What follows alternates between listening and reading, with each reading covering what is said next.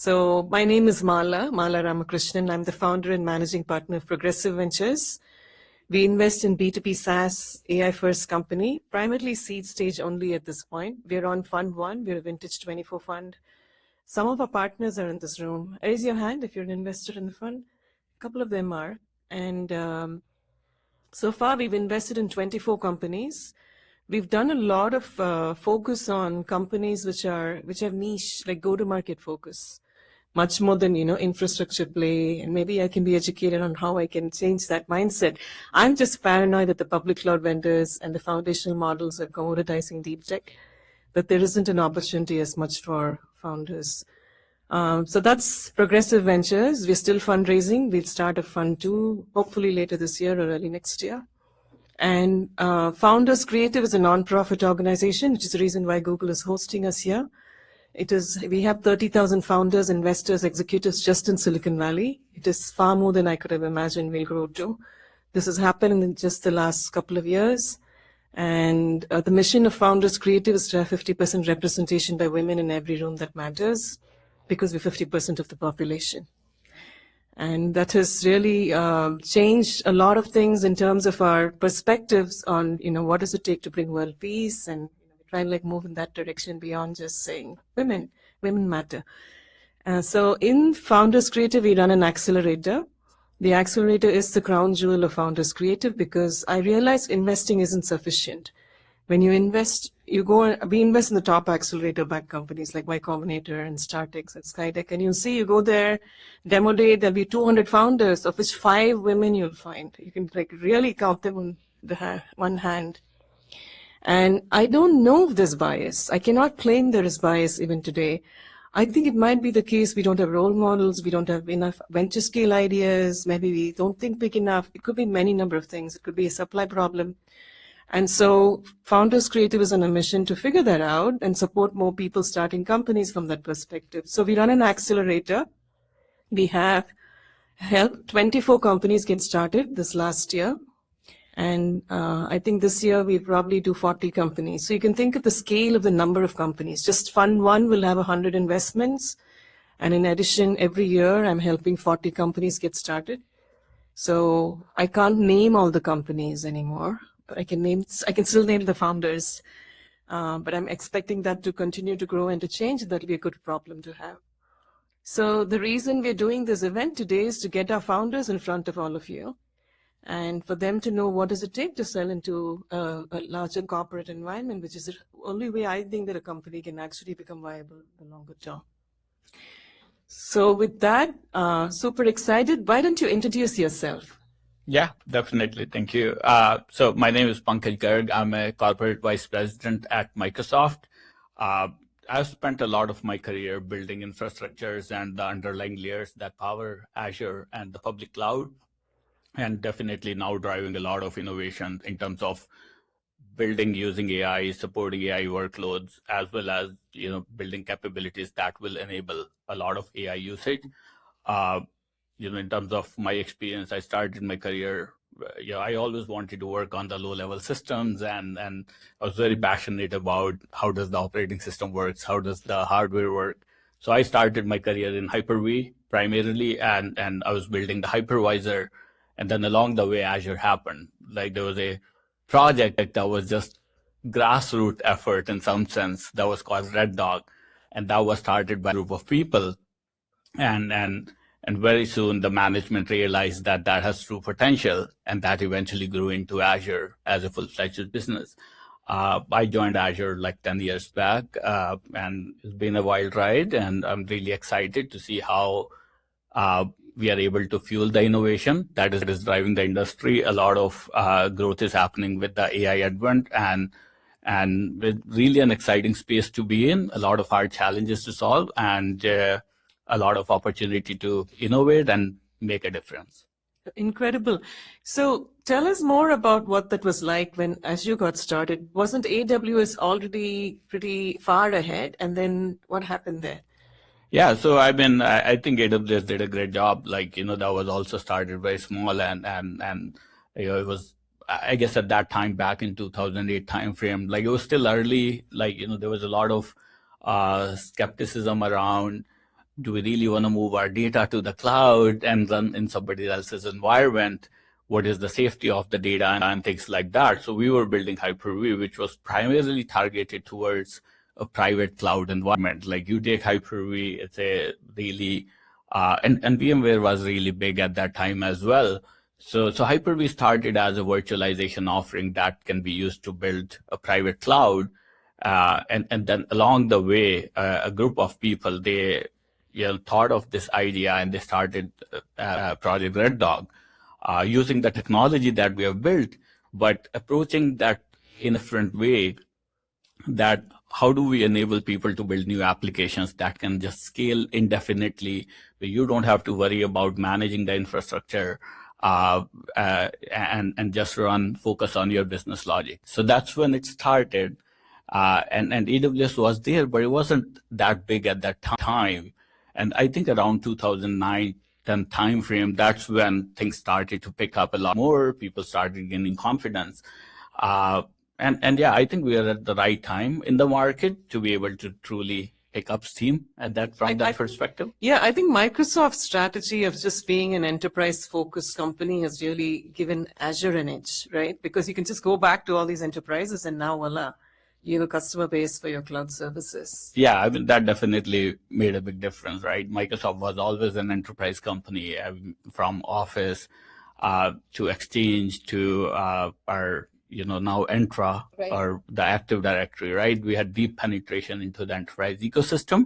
And then not just building a capability, that you also understand what the enterprise need, and you're able to then build the stack that is solving a problem for them. Yeah, so that's the key I would love to hear about. Like, I'm thinking that AWS had the infra stack because of the nature of the Amazon business. And then they took that to market, versus you had the go-to-market access. And then you went and built the stack.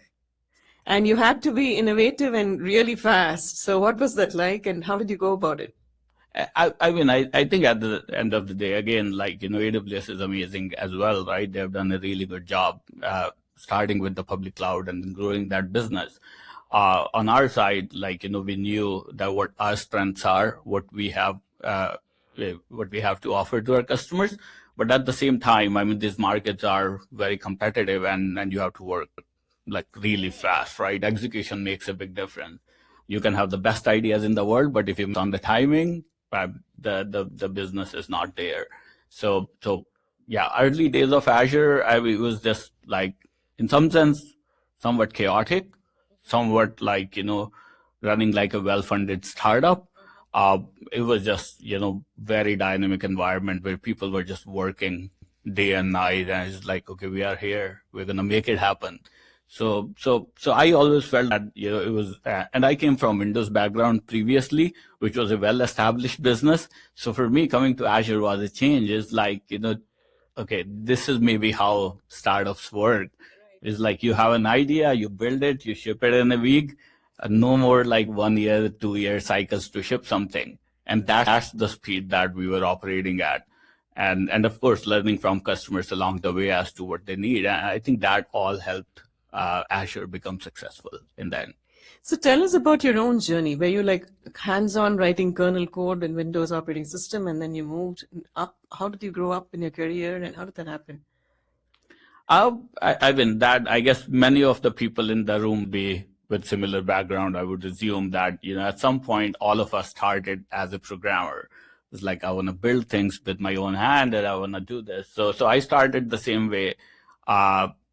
Programming was my passion, and always like, I want to build things. And so that's how I got into Microsoft. I started working in the kernel areas because that's what I was passionate about. And along the way, in your journey, you realize that you can make a bigger impact by taking on different roles. So along the way, opportunities open up, and like, okay, I have a lot of ideas. I have a lot of ideas on new products that we can build. I have a lot of ideas on, how we can execute fast. So it was a natural transition that, you go into a leadership role, more of a management role, to be able to then guide other people and really shape the direction of the business more than just the technology. So, in my 2 cents, I don't think there is a lot of room for innovation outside Microsoft and Google and Amazon when it comes to infrastructure software. Do you think I'm wrong on that? Uh, I, I mean, that's a good question. There's definitely, I think when we think about the core infrastructure, uh, you know, like the big clouds are the ones that are innovating and they have the scale that is required to innovate. But at the same time, there is always an opportunity. And the key is that for people to identify the opportunity. We think of the startups like, Fungible and Pensando, and they're all infrastructure plays, and they were all startups that eventually either got acquired by different companies. But that's the kind of innovation that you understand that say take a problem, right? Like you have to identify a problem first. Like what is the problem that I'm trying to solve and why that problem is important. So if you think about infrastructure, what's the number one problem in infrastructure? It's the cost, right? When you're running on public cloud, cost becomes a big factor. That how are you going to make a business that not just brings revenue, but is margin positive, is a healthy business that you can grow. And many of these companies tackle that problem by building, say, DPU-based hardware. Like you have CPUs, they are not efficient. Like you can do some processing using DPUs, and those data processing units are really exceptional in terms of the performance and price ratio that you can get. So that's the kind of innovation opportunities that are there. Definitely, there's a lot of opportunity in the security space as well. You see all the data, how customers are managing the data, how customers are securing the data. I mean, cloud is providing the solutions, but a lot of customers are now multi-cloud. You grow above certain size, you want to make sure that you are in multiple clouds, and so there's a lot of opportunity. How do you secure the data across different environments that customers are running in? So while there is a sense that yes, the infrastructure cloud will innovate and eventually own. To some degree, it's true, but there's still a lot of innovation that is happening in this space. What about verticalization? I think that's another edge that right now a lot of the innovation among the founders seems to be happening around verticalized markets. But if you really sit down and think about it, it's the Microsofts and the ServiceNows that have access to those markets already as your existing customer base. So do you do a lot of vertical focused solutions, product development, innovation? So I've been, right now, I think for us, the focus is what we call as building the operating system for the world. We want to be the platform where everybody else can innovate and build, and we want to provide the best platform. So less of a verticalization focus from our perspective, and I'm talking specifically about Azure. Again, Microsoft is a big company, and many different things happen in Microsoft. But from our perspective, we want Azure to be the best platform on which you can build your application, you can build your business logic, and in a high performance, cost effective manner, where you can be peaceful that the infrastructure is there, you don't have to worry about it, and you just focus on solving the business problem that you're solving. So, there was good examples from the founders, like, somebody building about this for home automation, right? That's a problem they're solving. I was very impressed by that presentation and the problem that I've personally faced as well. And we want us to be the platform where you can build the systems and run them. Awesome. Well, what about how do you grow as a business once you've hit the scale of an Azure? How do you just sit and rest on your laurels just in maintenance mode, or is there massive innovation happening? How do we perceive it externally? So I've been again, good question, and like every business has an angle of dynamism, right? Like, there are parts of a business where you say, look, I've solved the problem and this problem is really solved. There's not as much to change there. It's good, working, stable, and that's good. And that's when, instead of focusing on that area, you start to look for opportunities where there's other opportunities now where we can innovate more. Example I'll give is like when I started, we had like, let's say a VPN kind of offering that we provide to our customers.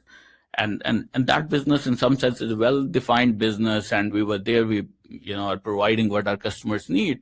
And there's not much that needs to be done in that area. But that's when it gives you room to think and innovate. And that's when we realized that, a lot of customers were coming to public cloud. Beyond just hosting the basic things, you need more applications and more security for those applications and things like that. So we were the first public cloud to launch a cloud native firewall for our customers. And that became a huge hit and really grew really fast. So you start to look for opportunities as to how you can offer more capabilities and more benefits to your customers. And cloud, especially with AI, is like, again, growing so fast, and there's a lot of innovation that's happening. So tell us more about that. How has AI changed the game for you, and what's happening around that? I think AI, I feel it's a monumental shift, like something I think we had things like mobile phone that came and really changed how people interact with computers and all that, at least in my lifetime, right? That was new big innovation. I think AI to me is like, much bigger shift than any of those shifts, because the way you work with AI, the way you interact with AI, everything is changing. What are the implications for the cloud, or what are the opportunities for the cloud, right? I think the amount of bandwidth that the AI needs is, more than what I've seen. Like we are selling in 1 year that we probably sold in 10 years combined previously before AI, right? That's how much growth is happening in terms of networking, right? AI workloads are very latency sensitive, so a lot of innovation on the hardware, right? There were technologies that were there, but that are all being rethought, and that's where the innovation in infrastructure is happening. That how do you provide low latency, almost lossless terabits of connectivity, right? And because AI workloads are sensitive to that. If we think about our traditional products like, CD networks like Akamai, Cloudflare, Microsoft, everybody was doing a lot of caching based on what your queries are. And now that has shifted to all semantics-based caching. Like, what does the AI question really mean? What is this prompt? Security is changing. Like you have prompt injection, you are like trying to exfiltrate data, or you're trying to make the AI agents behave differently than what they're intended to. So a lot of things are changing. I think from how we do basic development, we are seeing the code that is being written by AI now. The things that we were able to do, let's say in a month, we are able to do in a day because of AI. That's the speed of innovation that's happening. To the infrastructure that needs to be built to power this, really resource-hungry workloads, and to building capabilities that will support these AI workloads. So all around, I think a lot of new things are happening. What about within the organization? What tools are you using at your desk? Well, Microsoft is a big company, and when you are at that level, there's a lot of requirements around data governance and data security and how you are able to access the data. But GitHub Copilot, it's amazing. Like you get access to all the models that are there, and you're able to program. You want, Claude Opus, you get that. You want GPT 5.2, you get that. Actively writing code? I do. And that's honestly, there was a period of time that I stopped and because, writing coding takes time, right? But lately I've seen with AI, I'm just able to build things that all the ideas that I had within a week that otherwise I would think it'll take me 6 months. So I'll never start. Recently I was experimenting just for learning. Sometimes you have to do things just for the heck of it, right? So I was building a Rust-based OS. I said, okay, can I build an operating system using Rust? Oh my goodness. And in like 10 days, I was able to at least build a working operating system. Not again feature-rich or anything, but something that can run programs and everything, all using AI. Wow. So that's what everybody should think about, that the problem is shifting from how do I build this to what's the right product, what's the right experience for customers. How long do you think that would have taken previously? Easily. I mean, these problems are like, 6 months, a year, like sometimes 6 months. I remember building a compiler in a quarter at Stanford as a graduate student. Yeah, exactly. Yeah. So, where do you think the world is going next? And where is Microsoft going to take us? Well, that's a good question. I don't know. As with everything with foresight, right? Like, hindsight is 50-50. But I feel that, we are entering an era of hyper productivity, where you're able to really do, 10x, 20x, maybe 50x of what you were able to do previously. I do expect that to see that a lot of people who have ideas are able to build things and not be limited by constraints of the past. So I see that there'll be an era of innovation where you're seeing things that are, that previously would not easily show up, or people will not be able to easily build and compete against, right? So I do see that. I think it's a really good time to be a startup founder, because now you are not limited by like, oh, I want to build this complex software, but I don't have resources, I don't have money, I don't have time. Well, now you don't have to spend a lot of money, and you can build it much faster, because this AI agents, they don't get tired. They're not like, they're like, oh, I'm done 8 hours a day, right? Yeah, but then how do you differentiate yourself? Because if you have a great idea, it's a great idea only as long as you're the only one who has it. Right. So that's that's what, it's both good and bad in some sense, that, now you truly get to focus on the product engineering and how your product is differentiated. And yes, somebody can still copy it, and that's always is there, but that's where the first mover advantage is, or the network effect is. When you think about it, like, I can go ahead and build my own Twitter or X, right? Like, just coding it is small part of the problem. Market and the traction. The go-to-market traction, network effect, all those things will matter. Right. So, words of advice for our founders on how to sell to you?